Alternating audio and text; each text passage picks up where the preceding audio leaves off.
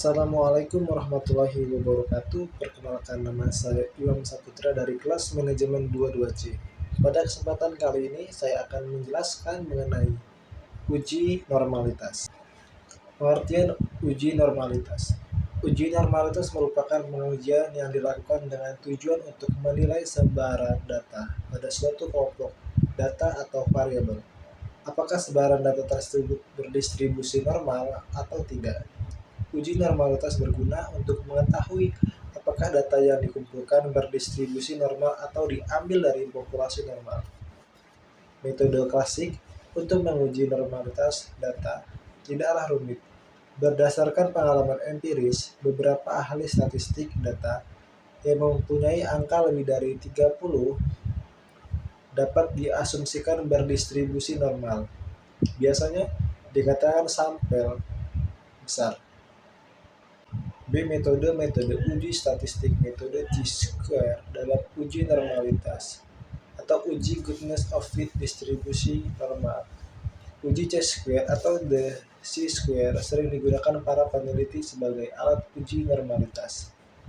Rumus uji normalitas seperti yang ada di gambar. Dengan keterangan X2 sama dengan nilai X2, OI sama dengan nilai pengamatan, EI sama dengan nilai yang diharapkan. Luas interval kelas berdasarkan tabel norma dikalikan N sama dengan frekuensi total. PI ke X NN jumlah angka dalam data frekuensi total. Komponen-komponen penyusun rumus di atas diperoleh berdasarkan hasil transformasi data distribusi. Frekuensi yang akan diuji normalitasnya sebagai berikut. Seperti yang ada di dalam gambar. Keterangannya adalah XI sama dengan batas interval kelas yang tidak nyata. Z sama dengan transformasi bilangan batas di internal kelas ke notasi distribusi normal. PI sama dengan proporsi luar kurva normal untuk setiap interval kelas berdasarkan tabel normal. OI sama dengan nilai observasi. EI sama dengan nilai yang diharapkan luas interval kelas berdasarkan tabel normal dikalikan N, frekuensi total. PI kali N.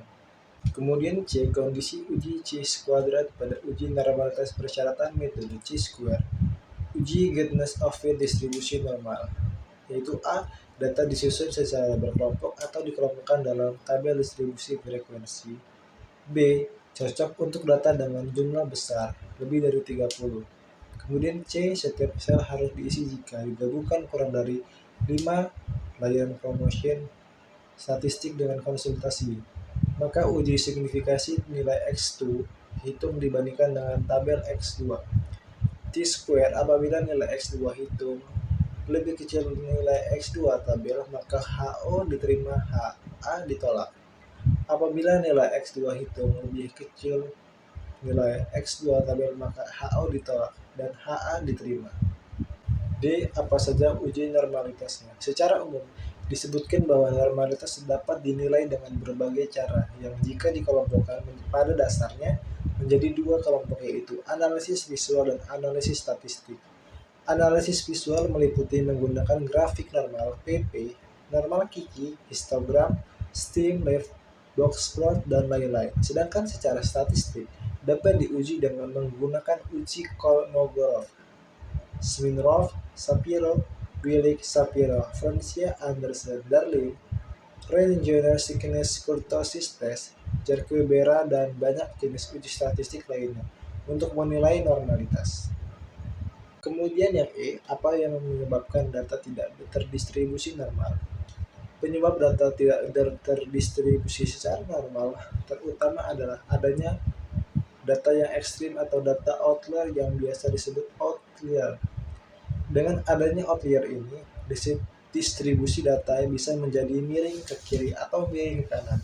Dimana jika kita menilai sebaran data ini secara visual, misalnya menggunakan histogram, maka data yang berdistribusi normal seharusnya membentuk sebaran seperti lonceng yang menghadap ke atas. Kemudian kesimpulannya berdasarkan hasil uji normalitas data Y dan data X dengan menggunakan SPSS 18 diketahui signifikan seluruh variabel sebesar 0,05. Pentingan Media audiovisual X mempunyai nilai sebesar 0,200 dan pemahaman konsep sosial bagi Y 0,053. Bisa disimpulkan datanya adalah variabel media audio visual dan pemahaman konsep distribusi normal sosiologi dan berdasarkan hasil uji homogenitas dengan menggunakan SPSS nilai si hitung sebesar 0,494. Adapun Adapun persyaratan homogenitas data merupakan nilai yang hitung yang besar yaitu Q 0,05. Demikian kelompoknya data X dan Y homogen. Kesimpulan dari penelitian ini adalah penggunaan media audiovisual sebagai media pembelajaran sosiologi mempunyai hubungan yang signifikan terhadap pemahaman konsep sosiologi siswa kelas X SMA Negeri 1 Batang. Anak yang masalah ini dibuktikan dengan hasil analisis yang menunjukkan hitung. Jadi HA diterima dan HO ditolak.